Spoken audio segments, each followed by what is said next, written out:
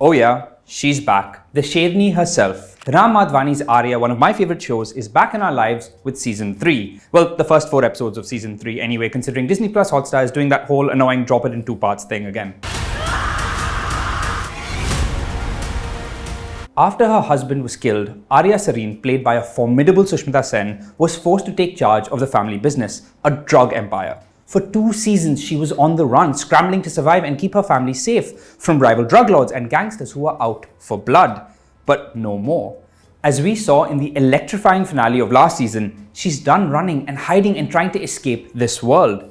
It's time to embrace her bloody, brutal throne. You know what they say, if you can't beat them, join them. And if you can't join them, own them. The explosive, unrelenting, furiously paced opening episode of this 3rd chapter feels more like a season finale as we're flung back into this world. Overexcited and busy, bordering on overstuffed, it throws everything at us and more with multiple shootouts, murder, double-crossing, kidnapping, betrayal, revenge, and car chases, all jam-packed into 40 minutes. It doesn't feel like jumping onto a moving train as much as it does jumping onto a moving train with no brakes that's also on fire and being shot at.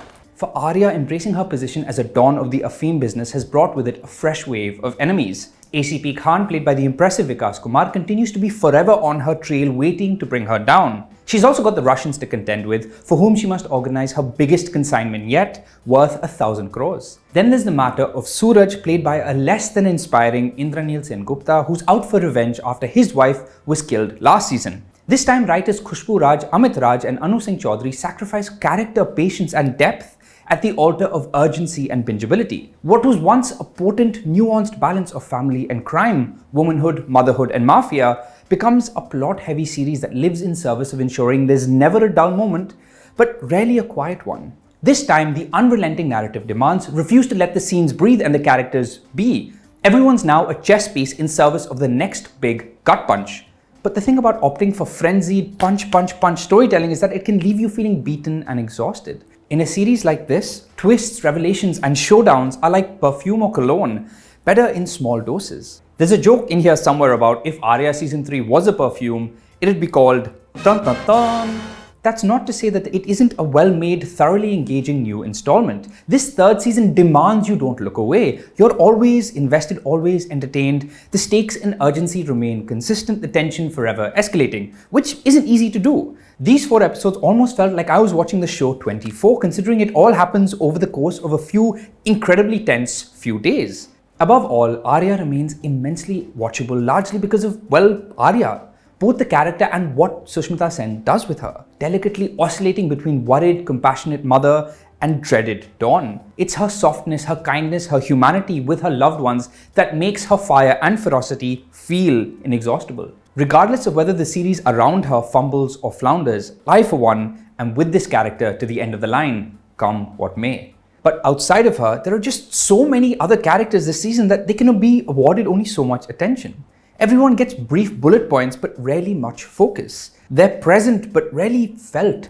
Whether it's the threatening Vishwajit Pradhan Sampath, ACP Khan, the multiple new villains, new members of Aarya's organization, a once again wasted Gitanjali Kulkarni as Officer Sushila, or Aarya's 3 kids, one of whom has been recast with Arushi Bajaj taking on the role of Aru from Veerti Vagani. I also absolutely did miss the presence of the stone-faced cinder block of swag that is Sikandar Khair's Daulat. But it's clear we'll be seeing more of him in part 2, hopefully. The one character that is allowed to be the focal point of this season alongside Aarya is antagonist Suraj, who's also arguably the weakest link here.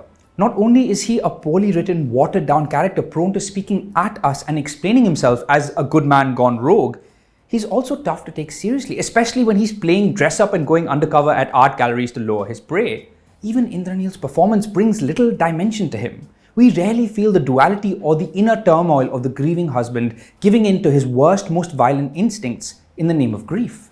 And that for me is the essence of this series, the moral rotting of the souls of good people in extreme situations. This show is at its most potent when its characters get dark. Nowhere does that potential shine brighter than in Aarya's son Veer, played by a deeply affecting Viren Vazirani, who's always been a joy to watch. His is a promising, transformative arc if only it was given more patience and attention. What happens if the darkness you adopted for the safety of your family becomes the very thing that ends up destroying them from the inside?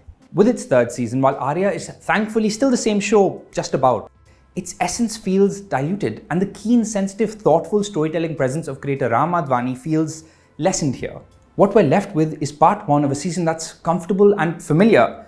But while the story may be progressing, the question remains, is this series really evolving? You can watch part 1 of season 3 of Aarya on Disney+Hotstar.